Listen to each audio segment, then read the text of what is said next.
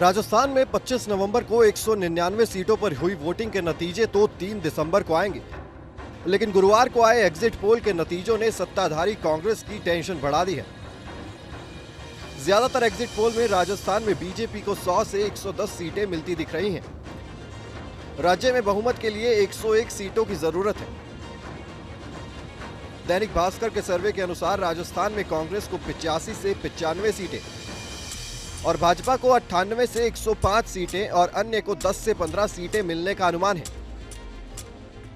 अगर हम राजस्थान में पोल ऑफ पोल्स के नतीजों को देखें तो राज्य के 5 क्षेत्रों हदौड़ी, मारवाड़, मेवाड़, शेखावी और ढूंढाड़ में 3 क्षेत्रों में बीजेपी और 1 में कांग्रेस को बढ़त दिख रही है।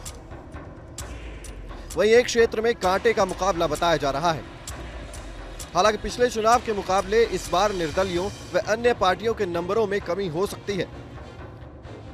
दैनिक भास्कर के एग्जिट पोल में राजस्थान के 3 क्षेत्रों की 120 सीटों में से बीजेपी को 70 सीटें मिलने का अनुमान है। इनमें हदौड़ी, मारवाड़ और मेवाड़ अंचल शामिल हैं। वहीं कांग्रेस शेखावाटी और ढूंढाड़ में अच्छा प्रदर्शन कर सकती है। यहां की 79 सीटों में से कांग्रेस 40 सीटों पर भारी दिख रही है। वहीं भाजपा 36 सीटों पर आगे नजर आ रही है।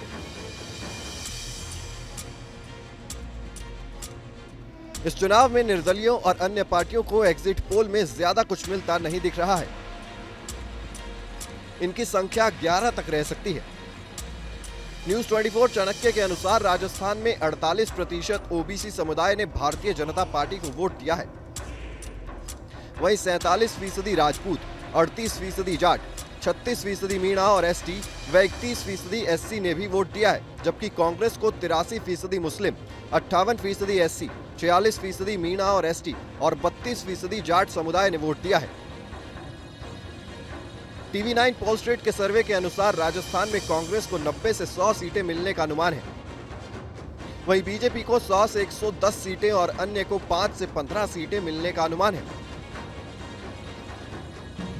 एग्जिट पोल कुछ भी आ जाए, सटोरिया कुछ भी कह दे, आप लोग कुछ भी दिखा दो मीडिया वाले, और सर्वे कुछ भी आया आपके मीडिया के अंदर, जो प्री पोल सर्वे आ चुके हैं, तब भी मेरा हंच कहता है, जो मैं कमेंट सुनता हूँ लोगों से, आम लोगों से, गांव में, शहर में, पिछले 6 महीने से, उससे मुझे लगता है कि सरकार हमारी आनी चाहिए। बस मैं मानता हूँ, मैं कोई एक एक सीट की कैलकुलेशन करता नहीं हूँ कभी। मेरा हंच कहता है कि इस बार कांग्रेस सरकार पब्लिक बनाएगी। उसके 3 कारण हैं। एक तो हमारे खिलाफ हिंदुस्तान में पहली गवर्नमेंट ऐसी है जो एक्सपर्ट कहते हैं जिसके खिलाफ बिल्कुल ही एंटी इनकम्बेंसी नहीं है, वरना होते ही होता है। ये हमारा बहुत बड़ा प्लस पॉइंट हो गया। नंबर 2, मुख्यमंत्री के बारे में सबकी एक ही राय है। बीजेपी का वोटर भी कहेगा काम करने में कोई कमी नहीं रखी मुख्यमंत्री ने। गुरुवार शाम को एग्जिट पोल आने के बाद मुख्यमंत्री अशोक गहलोत राज्यपाल कलराज मिश्र से मिलने पहुंचे। अचानक हुई मुलाकात ने सियासी गलियारों में चर्चाएं छेड़ दी हैं। हालांकि इसे शिष्टाचार मुलाकात बताया जा रहा है।